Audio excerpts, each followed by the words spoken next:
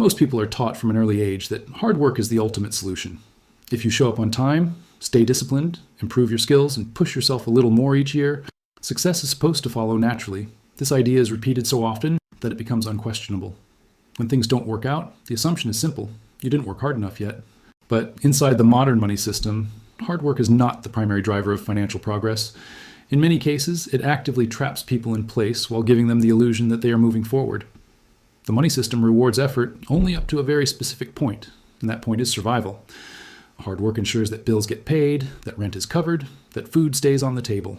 Beyond that level, the relationship between effort and reward begins to break down. People notice that doubling their effort rarely doubles their outcome. Instead, it increases stress, responsibility, and dependency. The system is perfectly fine with people working harder because hard work fuels productivity and consumption. What it does not reward proportionally is ownership, control, or independence. One of the reasons hard work fails is because it is exchanged in the weakest possible form: time. Time is finite, fragile, and non-scalable.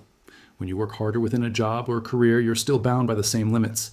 There are only so many hours in a day, only so much energy in a body. The system knows this. That's why wages grow slowly while costs rise continuously. Hard work is predictable, and predictability is easy to manage and profit from at scale. The system also reframes hard work as virtue. This is a powerful psychological move. When effort becomes a moral identity, people stop questioning outcomes. If you're exhausted but still struggling, the solution offered is always internal. Improve yourself, hustle more, stay positive. Structural questions are quietly avoided.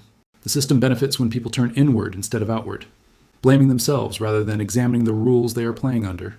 Another hidden problem is that hard work is often rewarded with more work, not more freedom. Perform well, and responsibilities increase, expectations rise. The system identifies reliable workers and extracts more value from them. Promotions frequently come with higher stress, longer hours, and deeper dependence on the same structure. Income may rise, but so do obligations. Lifestyle expands to match earnings, locking people into a higher cost version of the same loop. Inflation plays a critical role here. While people work harder to earn more, the value of that money quietly declines. This creates a treadmill effect. Effort increases, but purchasing power stagnates. People feel busier, yet no safer. The system doesn't need wages to fall outright. It only needs them to lag behind real costs. In this environment, hard work becomes a maintenance tool, not a growth strategy. Hard work also fails because the system separates effort from upside. In many roles, no matter how much value you help create, you only receive a fixed slice. The surplus flows upward to ownership, shareholders, and structures that are not directly tied to labor. This isn't personal, it's structural. The system is designed so that those who control assets benefit from scale, while those who provide labor remain capped. This creates a quiet contradiction.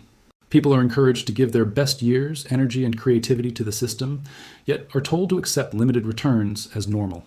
When they question this imbalance, they are often met with stories of rare exceptions. Someone who worked incredibly hard and broke through. And these stories keep hope alive while distracting from the statistical reality. The system doesn't run on exceptions, it runs on averages. Another reason hard work fails is because it locks people into short-term thinking.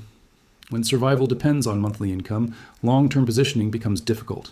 Decisions are made to protect stability, not to increase control.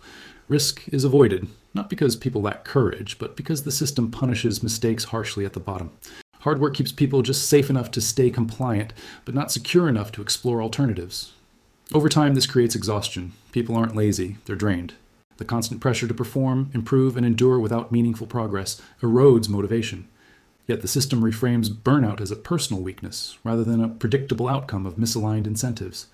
This keeps the cycle going. People rest briefly, then re-enter the same loop, believing that next time will be different. What makes this especially difficult to accept is that hard work does produce visible results in the short term. This is why the belief persists. People do see improvements early on. They move out of survival, upgrade their lifestyle, gain social approval. But these gains plateau quickly. The system allows upward movement just enough to reinforce belief, then quietly restricts further progress. This is not accidental. A system built on labor needs people to believe in effort, even if effort alone cannot deliver freedom. Understanding this doesn't mean rejecting hard work entirely. Effort still matters. Discipline still matters. Skill still matters. What changes is how you interpret their role. Hard work is not a strategy inside the money system. It is an input. Without positioning, structure, and awareness, effort is absorbed rather than multiplied. The system is excellent at consuming hard work. It is far less generous at returning proportional value for it. When people finally realize this, there's often resistance. The idea feels uncomfortable because it challenges a deeply ingrained belief. Hard work has been framed as noble, fair, and sufficient. Letting go of that belief feels like letting go of control. But in reality, clinging to it keeps people locked into a system that benefits from their belief more than they do. This realization is not meant to discourage, it is meant to clarify. If hard work alone were enough, the majority of hardworking people would be thriving. The fact that so many are not is not a coincidence. It is a signal. A signal that the system operates on rules that go far beyond effort, and that understanding those rules is more important than simply trying harder within them.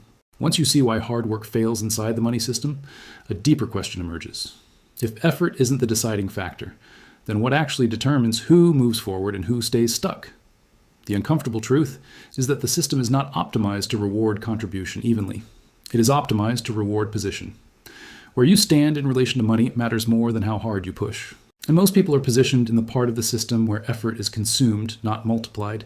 The system is structured so that hard work keeps it running smoothly. Employees keep operations moving, consumers keep demand alive, and borrowers keep money circulating. None of these roles are accidental. They are necessary. But necessity does not equal advantage. The system needs people to work hard in predictable ways, because predictability creates stability. Stability allows those at the top of the structure to plan, leverage, and scale.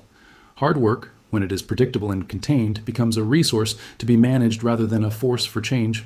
One of the reasons people struggle to escape this reality is because the system disguises control as opportunity. Promotions, bonuses, and career progression feel like rewards, but they often deepen dependency. The more specialized and comfortable a role becomes, the harder it is to leave. Skills become tied to a specific structure. Income becomes tied to a specific schedule. Identity becomes tied to a specific position. Hard work strengthens these ties, making movement riskier over time. The system also trains people to associate struggle with growth. If something feels difficult, it must be valuable. This belief keeps people pushing even when outcomes stagnate. Instead of questioning the path, they question themselves. They assume the discomfort is temporary, that persistence will eventually pay off. In reality, the system is perfectly capable of absorbing decades of effort without offering proportional return. It doesn't break under pressure. People do. Another subtle mechanism is comparison. The system encourages people to measure progress relative to peers rather than against freedom or control. As long as you're doing slightly better than someone else, the struggle feels justified. This keeps ambition horizontal instead of vertical. People compete with each other inside the same structure rather than questioning the structure itself. Hard work becomes a race on a track that never changes direction. What's rarely discussed is how the system separates learning from leverage. People are encouraged to constantly improve their skills, but not to understand how value is captured. They become better performers without becoming better positioned. This creates highly capable individuals who remain financially constrained. The system benefits enormously from this arrangement. Skilled, disciplined workers increase efficiency, while ownership and upside remain concentrated elsewhere. Fear reinforces this dynamic. Hard work is often driven by the fear of falling behind. Falling behind doesn't just mean earning less. It means losing access to stability, respect, and security. The system makes the cost of failure high at the bottom, which discourages experimentation. When the downside is severe and the upside is capped, people naturally choose safety. Hard work feels safer than uncertainty, even if it leads nowhere. Over time, this creates a quiet resignation. People stop expecting financial breakthroughs and focus instead on endurance. They learn to manage stress, budget carefully, and lower expectations. This is often framed as maturity or realism, but in truth, it's adaptation to a system that has revealed its limits. Hard work becomes a coping mechanism rather than a path forward. The system also benefits from confusion. Financial language is kept complex, fragmented, and intimidating. This discourages people from asking deeper questions. When concepts feel inaccessible, people retreat to what they know. Work harder, save more, be patient. The system doesn't need people to be ignorant. It only needs them to be uncertain enough to stick with familiar behavior. At a certain point, many people sense that something is off, but they can't quite name it. They feel overworked and under-rewarded, yet hesitant to challenge the narrative they've trusted for so long. This hesitation is powerful. It keeps people inside the loop even when evidence suggests the loop is flawed. Hard work becomes a habit, reinforced by hope, fear, and identity. Understanding why hard work fails is not about rejecting effort. It's about removing effort from the pedestal it was placed on. Effort is a tool, not a guarantee. Inside the money system, tools only matter when they are applied in the right position. Without that context, even immense effort produces limited results. The moment this clicks, people often experience a shift in how they see their own exhaustion. Burnout stops feeling like a personal weakness and starts looking like a rational response to a misaligned system. The question changes from why can't I keep up to why does keeping up require so much from me? That question alone is dangerous to a system built on unquestioned participation. This awareness doesn't provide easy answers, and it doesn't promise quick wins. What it offers is clarity, and clarity is rare inside a system that benefits from confusion. When people understand that hard work alone was never meant to set them free, they stop sacrificing themselves to a promise that cannot be fulfilled. The system doesn't collapse when people stop believing in hard work. It adapts. But individuals gain something far more important than approval or status. They gain the ability to see the structure they're inside. And once you see the system clearly, you no longer mistake exhaustion for progress or effort for control. You begin to understand that the real question was never how hard you work, but where your work is positioned within the money system itself.